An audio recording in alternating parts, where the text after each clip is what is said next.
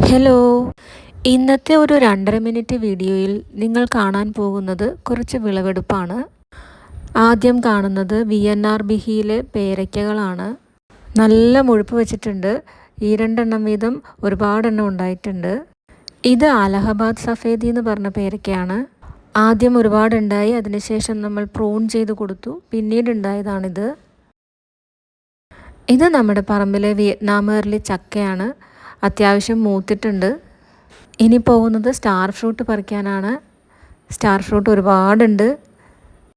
കൈ നിറയെ കുട്ട നിറയെ സ്റ്റാർ ഫ്രൂട്ട് കിട്ടിയിട്ടുണ്ട്.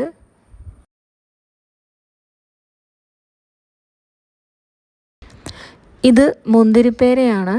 ഒരു പേരയ്ക്ക കിട്ടി. ഇനി കാണാൻ പോകുന്നത് റംബൂട്ടാൻ്റെ ഹാർവെസ്റ്റിംഗ് ആണ്. നേരത്തെ ഒരു വീഡിയോയിൽ പറഞ്ഞിരുന്നല്ലോ, നമ്മൾ ഒരുപാട് ദൂരത്ത് നിന്നാണ് നമ്മുടെ ഈ പറമ്പിലേക്ക് വരുന്നത്. അതുകൊണ്ട് തന്നെ നമ്മൾ പോയപ്പോൾ മൂത്തിട്ടുണ്ടായ റംബൂട്ടാനെല്ലാം നമ്മൾ പറിച്ചെടുത്തു.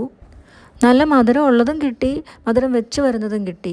2 റംബൂട്ടാൻ നിറയെ കായ്ച്ചിട്ടുണ്ടായിരുന്നു. അതുകൊണ്ട് 2 റംബൂട്ടാനിലും ഒരേപോലെ നമുക്ക് റംബൂട്ടാൻ പറിക്കാൻ പറ്റി. ഇത് കണ്ടോ, ഫ്ലഷ് ചെറുതാണ്. ഇഷ്ടംപോലെ റംബൂട്ടാൻ നമുക്ക് പറിക്കാനും പറമ്പിൽ തന്നെ വെച്ച് നമുക്ക് കഴിക്കാനും പറ്റി.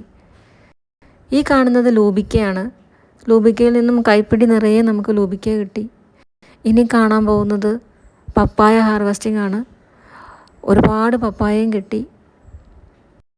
പപ്പായ നല്ലപോലെ പഴുക്കാൻ വെച്ച് കഴിഞ്ഞാൽ നമ്മൾ പോകുമ്പോഴേക്കും ഒരുപാട് കിളികളും അണ്ണാനും വവ്വാലും എല്ലാം വന്ന് അത് കൊത്തി തിന്നും. അതുകൊണ്ട് നമ്മൾ പോകുമ്പോൾ അത്യാവശ്യം മഞ്ഞ കളർ വന്നിട്ടുള്ള പപ്പായകൾ പറിച്ചിട്ട് വരികയാണ് പതിവ്. ഇനി മഞ്ഞ ആയതിൽ നല്ലത് നമ്മളെടുക്കും. കുറേയൊക്കെ പോയിട്ടും ഉണ്ടാകും. ദേ ഒരെണ്ണം നമ്മൾ പറിച്ചില്ല കേട്ടോ, അത് കേടായതാണ്. അന്ന് കിണറിലേക്ക് ചാഞ്ഞു വീണ വാഴക്കൊലയാണിത്. അത് അവിടെ തന്നെ നിർത്തിയത് കൊണ്ട് നമുക്കത് മൂത്ത് കിട്ടി. അപ്പോൾ ഇതൊക്കെയാണ് കേട്ടോ ഇന്നത്തെ വിളവെടുപ്പ്.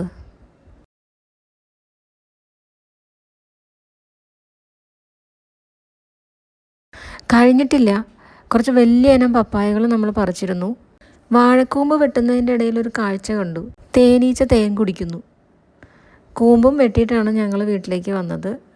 അപ്പോൾ ശരി, ഇനി അടുത്ത വീഡിയോയിൽ കാണാം.